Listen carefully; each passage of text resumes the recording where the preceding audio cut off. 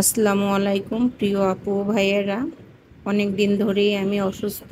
তো কেন অসুস্থ, কি হয়েছে সেটা অবশ্যই আস্তে আস্তে সবাইকে জানাবো, তো দেখতে থাকুন। তো অনেক দিন ধরেই কিছুই আসলে খেতে মন চাচ্ছে না, ভাত নিচ্ছি কিন্তু ভাত দেখুন নাড়াচাড়া করছি, কিন্তু কি দিয়ে যে খাবো সেটাই মাথায় আসছে না।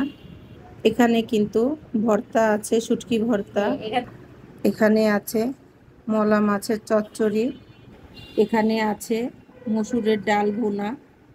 তারপরও মনে হয় কি যেন নেই এবং এগুলো দিয়ে কিছুই খেতে মন চাচ্ছে না।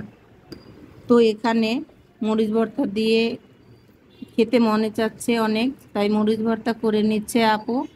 তো আসলে এগুলো দিয়েও ভাত খেতে পারবো কিনা জানি না, তো ট্রাই করে দেখবো খাওয়ার জন্য।